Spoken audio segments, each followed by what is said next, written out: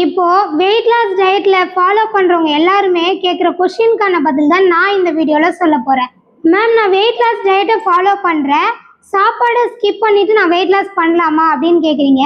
Wait லாஸ்ல நிறைய பேர் பண்ற மிஸ்டேக் இதுதான். நீங்க சாப்பாட்டை ஸ்கிப் பண்றதுனால வெயிட் லாஸ் ஆகும்னு நினைச்சிட்டு இருக்கீங்க. ஆனா சாப்பாடை ஸ்கிப் பண்றதுனால வெயிட் லாஸ் ஆகாது. நம்ம பாடிக்கு தேவையான நியூட்ரிஷன் இல்லாததுனால தான் நம்மளுடைய பாடியில ஃபேட் அதிகமாகுது. எக்ஸாம்பிள் பார்த்தீங்கன்னா, பிரேக்ஃபாஸ்ட்டை ஸ்கிப் பண்ணுறது, நேரம் தெரியாமல் சாப்பிட்றது, தண்ணி அளவு ரொம்ப கம்மியாக எடுத்துக்கிறது, சரியாக தூங்காமல் இருக்கிறது, இது எல்லாம் தான் உங்கள் வெயிட்டை கெயின் பண்ணி கொடுக்கும்.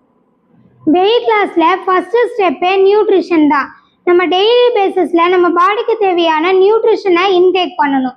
அப்படி கரெக்டான நியூட்ரிஷனை நம்ம எடுத்துக்கும் போது நம்ம பாடியில் இருக்க ஃபேட் குறைய ஆரம்பிக்கும், எனர்ஜி லெவல் அதிகமாகும். அது மட்டும் இல்லாமல் அந்த டைமில் உங்கள் பாடி லைட் வெயிட்டாக ஃபீல் பண்ணுவீங்க.